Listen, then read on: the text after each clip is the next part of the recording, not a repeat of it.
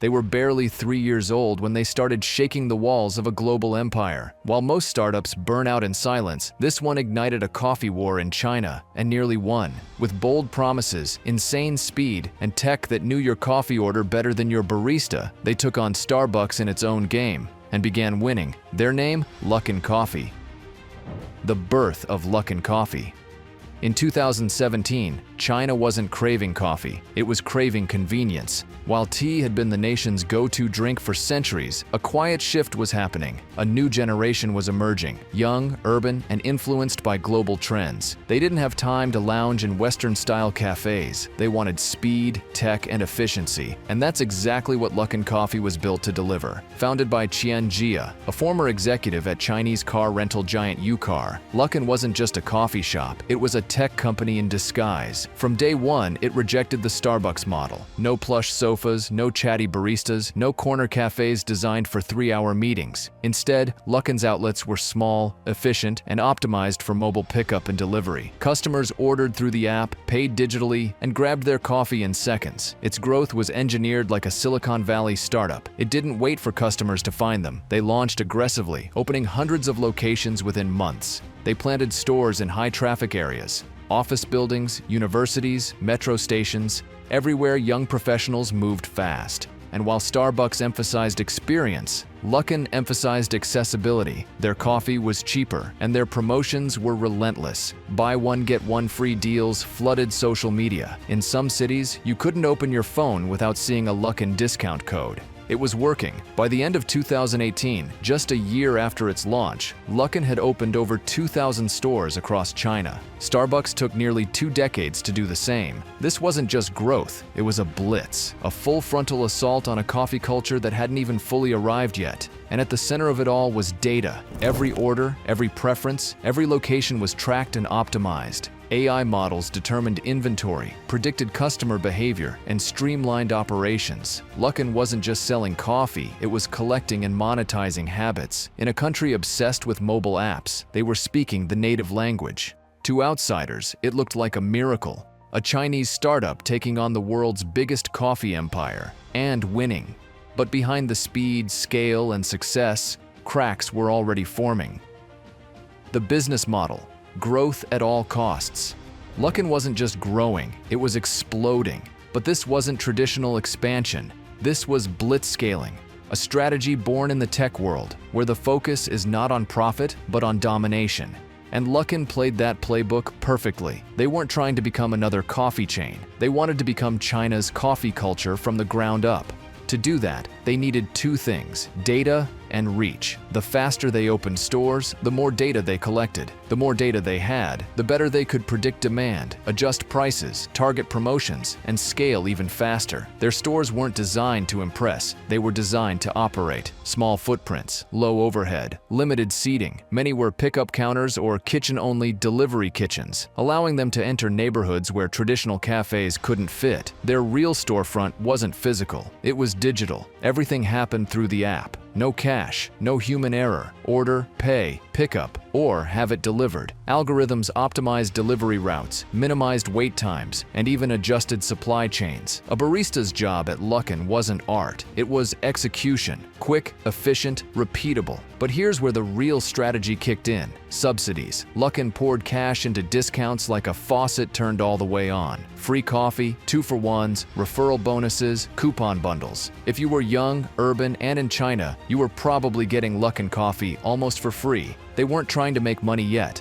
They were trying to change habits, hook customers early, make Luckin part of their routine, and once enough people were dependent on their product, raise prices later. The tech world calls it CAC versus LTV, customer acquisition cost versus lifetime value. Luckin's CAC was high, insanely high, but their belief? Once you were in the system, you'd never leave. Investors bought the vision. In 2019, just 2 years after founding, Luckin Coffee went public on the NASDAQ. It was the fastest IPO in Chinese tech history. Wall Street couldn't resist the numbers: 4,000 plus stores, skyrocketing user growth, and the promise of crushing Starbucks in the world's fastest growing market. The stock soared. Analysts called it China's Starbucks killer. Media outlets hailed it as the Uber of coffee, and inside boardrooms, people whispered that this could be the first time a local Chinese brand truly outplayed a Western juggernaut on its home turf. But there was something no one wanted to ask.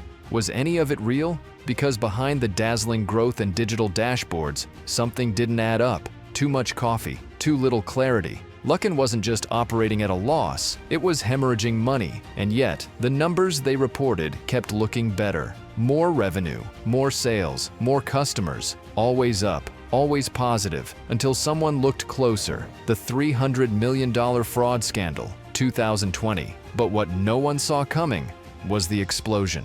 In early 2020, a mysterious report dropped. An anonymous group of short sellers accused Luckin of faking numbers, claiming the company had inflated revenue and fabricated transactions. At first, Luckin denied everything. Then came silence. Then, the truth. They had lied. Not a little, a lot. Luckin admitted to fabricating over $300 million in sales. Their COO and several employees had orchestrated one of the largest corporate frauds in Chinese startup history. The stock tanked. NASDAQ delisted them. Lawsuits poured in. Executives were fired. The CEO stepped down. What had looked like a tech-powered revolution was now the punchline of a scandal. The comeback. After the $300 million fraud scandal, most expected Luckin Coffee to disappear. It had become a national embarrassment, delisted from the NASDAQ, drowning in lawsuits, and bleeding investor trust. But instead of vanishing, Luckin did something few companies ever manage after a fall that steep. It rebuilt. The old leadership was thrown out. A new management team stepped in quietly with one goal: survive, then thrive. They restructured the company, cut costs, improved internal controls, and put a stop to the reckless, unsustainable growth. Most importantly, they let the product speak for itself, because while Wall Street walked away, China's consumers didn't. The app still worked, the delivery was still fast, and the coffee still solid. People kept ordering. The stores kept running. Slowly, Luckin stabilized. By 2021, they were profitable again, not because of hype, but because of strategy. They focused purely on China. They launched drinks that exploded in popularity. Their alcohol-infused latte with Moutai became a cultural moment, selling over 5 million cups in a single day. They didn't try to impress anyone. They just executed better than before. No media blitz, no bold promises, just a quiet, calculated rise from the ashes. And by 2023, Luckin wasn't a scandal anymore. It was a giant with over 10,000 stores and real, sustainable momentum. The brand had done the impossible. It turned its biggest failure into fuel for its greatest growth. Luckin didn't just come back, it came back better.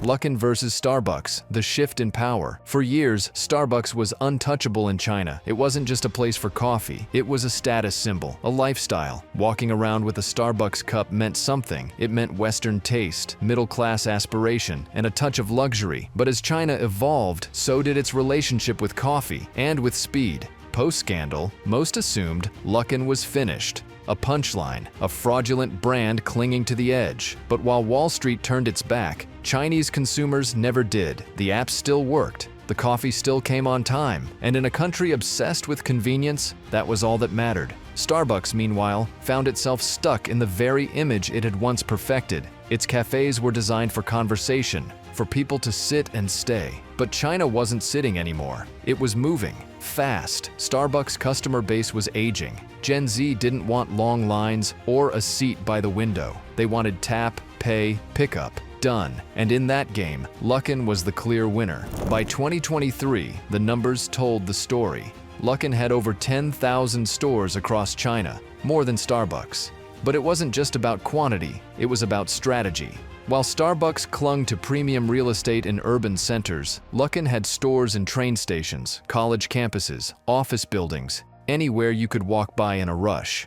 And the drinks? Luckin understood virality. They launched local flavors, experimented with trends, and even partnered with Chinese liquor brand Kweichow Moutai to create an alcoholic latte. It was a bizarre combination, but it exploded. Over 5 million cups sold in just one day. Starbucks couldn't compete with that kind of cultural agility. Even Starbucks' attempt to go digital fell short. Its mobile app arrived late to the game. Its delivery system relied on external platforms. Luckin's app, on the other hand, was smooth, addictive, and deeply integrated into China's mobile lifestyle. You didn't just buy coffee, you interacted with the brand.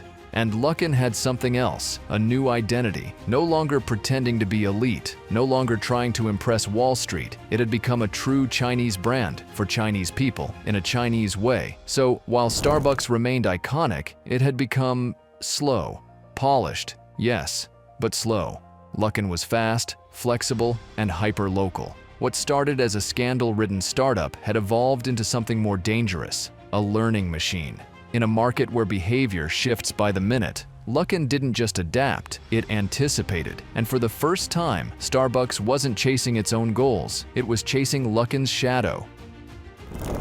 The future of Luckin. Luckin's story isn't over, it's just entering its next chapter. From a scandal-ridden startup to the largest coffee chain in China, it has already defied the odds. But now the question is, what's next? Luckin is no longer chasing Starbucks. It's building something uniquely its own. Hyper-localized drinks, AI-driven operations, and a business model born from mobile-first culture, not Western imitation. And with every viral launch, every smooth app order, it proves that it understands China in a way no foreign brand ever could. International expansion is on the horizon, but slowly this time. Cautious, measured. Luckin has learned from its past. No more shortcuts, no more smoke and mirrors, just execution. It's not trying to be the best coffee in the world, it's trying to be the smartest. In a market where speed beats legacy, where convenience trumps tradition, Luckin isn't just a coffee brand, it's a blueprint, a reminder that even after a fall from grace, a comeback is always possible. If you're willing to start over, listen, and evolve. The world may still remember the scandal, but now it's watching the strategy. And this time, Luckin isn't playing someone else's game, it's rewriting the rules.